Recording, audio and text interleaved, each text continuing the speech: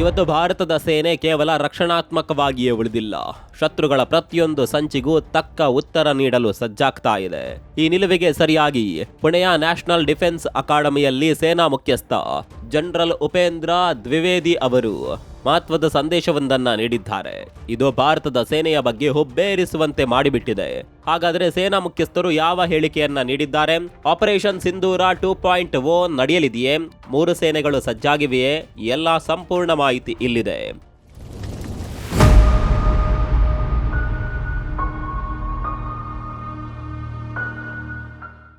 General Upendra Dwivedi operation ಸಿಂಧೂರ ಇನ್ನೂ ಮುಗ್ದಿಲ್ಲ, ಅದು ಕೇವಲ ಒಂದು ವಿರಾಮ ಮಾತ್ರ ಅನ್ನುವ ಹೇಳಿಕೆಯನ್ನ ಕೆಲವು ದಿನಗಳ ಹಿಂದೆಯಷ್ಟೇ ನೀಡಿದ್ರು. ಈ ಹೇಳಿಕೆಯು ದೇಶದ ಭದ್ರತೆ ಹಾಗೂ ಭವಿಷ್ಯದ ಸೈನಿಕ ಕಾರ್ಯಾಚರಣೆಗಳ ಬಗ್ಗೆ ಹಲವು ಚರ್ಚೆಗಳಿಗೆ ಕಾರಣವಾಗಿದೆ. ಜೊತೆಗೆ ಭಾರತದ 3 ಸೇನೆಗಳಾದ ಭೂಸೇನೆ, ವಾಯುಸೇನೆ ಮತ್ತು ನೌಕಾಪಡೆ ಪೂರ್ಣ ಸಜ್ಜುಗೊಂಡಿವೆ ಅನ್ನುವ ಸಂದೇಶವನ್ನ ಅವರು ರವಾನಿಸಿದ್ದಾರೆ. ಅವರ ಈ ಹೇಳಿಕೆಯ ಹಿಂದಿನ ಹಿನ್ನೆಲೆಯನ್ನ ನೋಡಿದ್ರೆ, ಕಳೆದ ವರ್ಷ ಏಪ್ರಿಲ್ 22ರಂದು ಕಾಶ್ಮೀರದ ಪಹಲ್ಗಾಮ್ನಲ್ಲಿ ನಡೆದ ಉಗ್ರ ದಾಳಿಯನ್ನ ನೆನಪಿಸಿಕೊಳ್ಳಬೇಕು. ಪಾಕಿಸ್ತಾನ ಪ್ರೇರಿತ ಉಗ್ರರು ನಡೆಸಿದ ಆ ಭೀಕರ ದಾಳಿಯಲ್ಲಿ 26 ಅಮಾಯಕ ಪ್ರವಾಸಿಗರು ಪ್ರಾಣ ಕಳೆದುಕೊಂಡಿದ್ರು. ಈ ದಾಳಿಗೆ ಪ್ರತಿಕ್ರಿಯೆಯಾಗಿ ಭಾರತೀಯ ಸೇನೆ ಆಪರೇಷನ್ ಸಿಂಧೂರ ಅನ್ನುವ ಮಹತ್ವದ ಕಾರ್ಯಾಚರಣೆಯನ್ನ ಕೈಗೊಂಡಿತು. ಭಾರತೀಯ ವಾಯುಸೇನೆ ಮತ್ತು ಭೂಸೇನೆ ಜಂಟಿಯಾಗಿ ಪಾಕಿಸ್ತಾನ ಆಕ್ರಮಿತ ಕಾಶ್ಮೀರ ಹಾಗೂ ಪಾಕಿಸ್ತಾನದೊಳಗಿನ ಉಗ್ರರ ನೆಲೆಗಳನ್ನ ಗುರಿಯಾಗಿಸಿಕೊಂಡು ದಾಳಿ ನಡೆಸಿದವು. ಅನೇಕ ಉಗ್ರ ನೆಲೆಗಳು ನಾಶವಾಗಿದ್ದು ದೊಡ್ಡ ಮಟ್ಟದ ಹಾನಿ ಉಂಟಾಗಿತ್ತು. ಆದರೆ ಜನರಲ್ ದ್ವಿವೇದಿ ಅವರ ಹೇಳಿಕೆ ಪ್ರಕಾರ ಅದು ಕೇವಲ ಆರಂಭ ಮಾತ್ರ. ಈಗ 3 ಸೇನೆಗಳು ಇನ್ನಷ್ಟು ಸಮನ್ವಯದೊಂದಿಗೆ ಕಾರ್ಯನಿರ್ವಹಿಸಲು ಸಿದ್ಧವಾಗಿವೆ ಅನ್ನುವ ಸಂದೇಶವನ್ನ ನೀಡಿದ್ದಾರೆ. ಇಂದಿನ ಯುದ್ಧದ ಸ್ವರೂಪ ಸಂಪೂರ್ಣ ಬದಲಾಗಿದೆ. ಉಪಗ್ರಹ ಚಿತ್ರಗಳು, ಡ್ರೋನ್ಗಳು ಮತ್ತು ಆಧುನಿಕ ಸೆನ್ಸರ್ಗಳ ಯುಗದಲ್ಲಿ ಸೈನಿಕ ಚಟುವಟಿಕೆಗಳನ್ನ ರಹಸ್ಯವಾಗಿಡುವುದು ಅತ್ಯಂತ ಕಷ್ಟವಾಗಿದೆ. ಶತ್ರುಗಳ ಚಲನವಲನ ನಮಗೆ ತಿಳಿಯುವಂತೆಯೇ ನಮ್ಮ ಚಲನವಲನಗಳು ಅವರಿಗೆ ತಿಳಿಯುತ್ತವೆ. ಆದ್ದರಿಂದ ಸೈನಿಕರ ಸುರಕ್ಷತೆ ಮತ್ತು ಗಡಿಭಾಗದ ನಾಗರಿಕರ ರಕ್ಷಣೆಗೆ ಅತ್ಯುನ್ನತ ಆದ್ಯತೆ ನೀಡಬೇಕು ಎಂದಿದ್ದಾರೆ. ಸೈನ್ಯವನ್ನ ಎಲ್ಲಿ ನಿಯೋಜಿಸಲಾಗುತ್ತಿದೆ, ಯಾವ ರೀತಿ ಕಾರ್ಯಾಚರಣೆ ನಡೆಸಲಾಗ್ತಾ ಇದೆ ಅನ್ನುವುದನ್ನ ಶತ್ರುಗಳು ಗಮನಿಸ್ತಾ ಇರೋದ್ರಿಂದ ರಕ್ಷಣಾ ವ್ಯವಸ್ಥೆ ಅತ್ಯಂತ ಬಲವಾಗಿರಬೇಕು ಅಂತ ಒತ್ತಿ ಹೇಳಿದ್ದಾರೆ. ಅದರ ಜೊತೆಗೆ ಜನರಲ್ ದ್ವಿವೇದಿ ಅವರು ಮತ್ತೊಂದು ಮಹತ್ವದ ವಿಷಯವನ್ನ ಪ್ರಸ್ತಾಪಿಸಿದ್ದಾರೆ.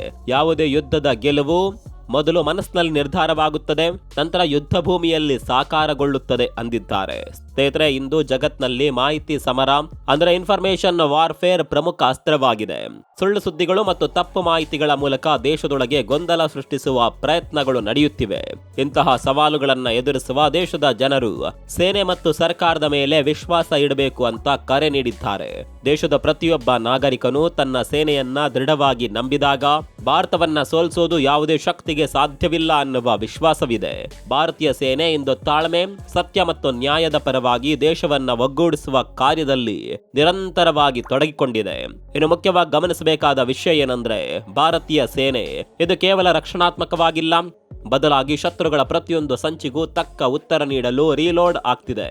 ಪುಣೆಯ ನ್ಯಾಷನಲ್ ಡಿಫೆನ್ಸ್ ಅಕಾಡೆಮಿಯಲ್ಲಿ ಸೇನಾ ಮುಖ್ಯಸ್ಥ ಜನರಲ್ ಉಪೇಂದ್ರ ದ್ವಿವೇದಿ ಅವರು ಪಾಕಿಸ್ತಾನದ ನಿದ್ದೆಗೆಡಿಸುವಂತಹ ಭಾರಿ ಸ್ಫೋಟಕ ಎಚ್ಚರಿಕೆ ನೀಡಿದ್ದಾರೆ. ಆಪರೇಷನ್ ಸಿಂಧೂರ ಇನ್ನೂ ಮುಗಿದಿಲ್ಲ, ಅದು ಕೇವಲ ಒಂದು ವಿರಾಮವಷ್ಟೇ. ನಾವೀಗ ಆಪರೇಷನ್ ಸಿಂಧೂರ 2.0ಗೆ ಸಜ್ಜಾಗ್ತಾ ಇದ್ದೀವಿ ಅಂತ ಹೇಳಿಕೆ ನೀಡಿರೋದು ಮಹತ್ವದ ಸುಳಿವನ್ನ ಕೊಟ್ಟಂತಾಗಿದೆ. ನಮ್ಮ 3 ಸೇನೆಗಳು ಯುದ್ಧಕ್ಕೆ ಸಜ್ಜಾಗಿ ನಿಂತಿವೆ ಅಂತ ದೊಡ್ಡ ಸಿಗ್ನಲ್ ರವಾನಿಸಿದ್ದಾರೆ. ನಮ್ಮ 3 ಸೇನೆಗಳು ಯುದ್ಧಕ್ಕೆ ಸಜ್ಜಾಗಿ ನಿಂತಿವೆ ಅಂತ ದೊಡ್ಡ ಸಿಗ್ನಲ್ ರವಾನಿಸಿದ್ದಾರೆ. ಸ್ನೇಹಿತರೆ, ಇಷ್ಟು ದಿನ ಅಮೆರಿಕ ಇರಾನ್ ಯುದ್ಧದ ಬಗ್ಗೆ ಮಾತನಾಡ್ತಾ ಇದ್ದವರು ಈಗ ಭಾರತದ ಸೇನಾ ಮುಖ್ಯಸ್ಥರ ಈ ವಾರ್ನಿಂಗ್ ಕಡೆ ಗಮನ ಹರಿಸಿದ್ದಾರೆ. ಆಪರೇಷನ್ ಸಿಂಧೂರ ನಡೆದದ್ದು ಕೇವಲ ಟ್ರೈಲರ್ ಮಾತ್ರ. ಇವತ್ತು ಸೇನೆಯ 3 ಪಡೆಗಳು ಕಾರ್ಯಾಚರಣೆ ನಡೆಸ್ತಾ ಇದೆ. ಇಂತಹ ಸಮಯದಲ್ಲಿ ನಮ್ಮ ಸೈನಿಕರನ್ನ ಮತ್ತು ಗಡಿ ಭಾಗದ ಜನರನ್ನ ರಕ್ಷಿಸಲು ನಾವು ಅತ್ಯಂತ ಜಾಗರೂಕರಾಗಿರಬೇಕು. ನಾವು ಎಲ್ಲಿ ಸೈನ್ಯ ನಿಯೋಜಿಸುತ್ತೇವೆ, ಹೇಗೆ ದಾಳಿ ನಡೆಸುತ್ತೇವೆ ಅನ್ನೋದನ್ನ ಶತ್ರುಗಳು ಗಮನಿಸ್ತಾರೆ. ಆದ್ದರಿಂದ ನಮ್ಮ ರಕ್ಷಣಾ ವ್ಯವಸ್ಥೆ ಅತ್ಯಂತ ಬಲವಾಗಿರಬೇಕು ಅಂತ ದ್ವಿವೇದಿ ಹೇಳಿದ್ದಾರೆ. ಸೈನಿಕರ ಕೈಯಲ್ಲೂ ಇನ್ನೂ ಡ್ರೋನ್ಗಳು, ದಿವ್ಯಾಸ್ತ್ರಗಳು ಮತ್ತು ಹೊಸ ತಂತ್ರಜ್ಞಾನಗಳು ಸೇರ್ಪಡೆ ಆಗ್ತಾ ಇವೆ. ಭಾರತೀಯ ಸೇನೆಗೆ ಈ ದಶಕವನ್ನ ಟ್ರಾನ್ಸ್ಫಾರ್ಮೇಶನ್ ಡಿಕೇಡ್ ಅಂದ್ರೆ ಬದಲಾವಣೆಯ ದಶಕ ಅಂತ ಕರೆಯಲಾಗ್ತಾ ಇದೆ.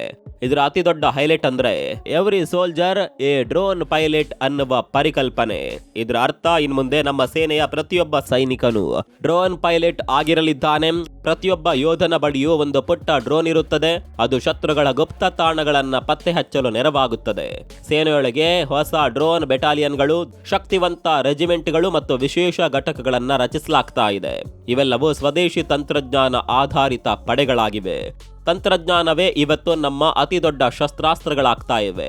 ಶತ್ರುಗಳ ವಿರುದ್ಧ ಚತುರತೆಯಿಂದ ಹೋರಾಡಲು ಭಾರತೀಯ ಸೇನೆ ಹೈಟೆಕ್ ರೂಪ ಪಡೆದುಕೊಳ್ತಾ ಇದೆ. ಇದರ ಜೊತೆಗೆ 3 ಪಡೆಗಳನ್ನ ಒಂದೇ ಕಮಾಂಡ್ ಅಡಿಯಲ್ಲಿ ತರುವ ಥಿಯೇಟರೈಸೇಷನ್ ಪ್ರಕ್ರಿಯೆಯೂ ಕೂಡ ಅಂತಿಮ ಹಂತದಲ್ಲಿದೆ. ಸಿಡಿಎಸ್ ನೇತೃತ್ವದಲ್ಲಿ ನಡೆದ ಚರ್ಚೆಗಳು ಮುಗಿದಿದ್ದು, ವರದಿ ರಕ್ಷಣಾ ಸಚಿವ ರಾಜನಾಥ್ ಸಿಂಗ್ ಅವರಿಗೆ ಸಲ್ಲಿಕೆಯಾಗಿದೆ. ಯುದ್ಧದ ಸಮಯದಲ್ಲಿ ಆರ್ಮಿ, ನೇವಿ ಮತ್ತು ಏರ್ ಫೋರ್ಸ್ ಪ್ರತ್ಯೇಕವಾಗಿ ಕಾರ್ಯನಿರ್ವಹಿಸೋದಿಲ್ಲ.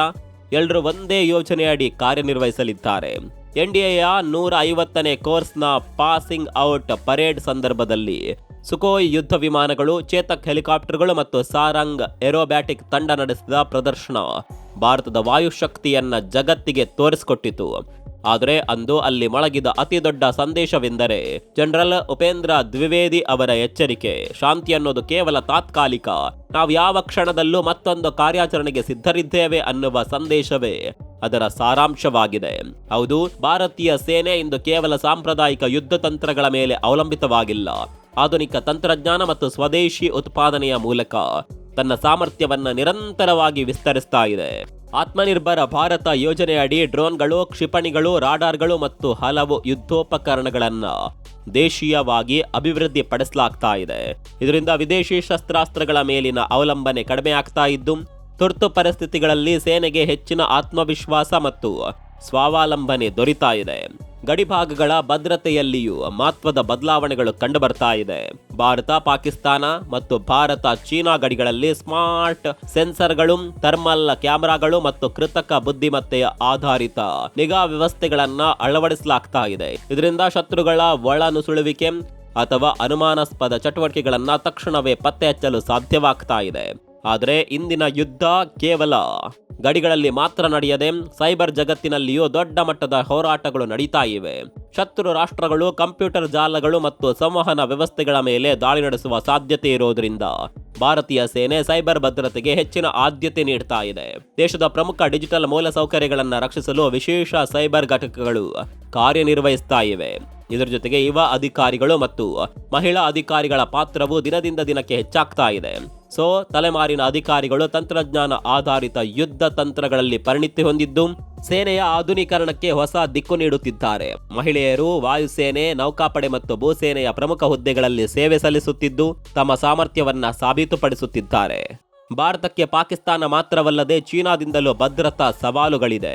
ಹೀಗಾಗಿ 2 ಗಡಿಗಳಲ್ಲೂ ಏಕಕಾಲದಲ್ಲಿ ಸವಾಲುಗಳನ್ನು ಎದುರಿಸುವ ಸಾಮರ್ಥ್ಯವನ್ನ ಭಾರತೀಯ ಸೇನೆ ಅಭಿವೃದ್ಧಿ ಪಡಿಸ್ತಾ ಇದೆ.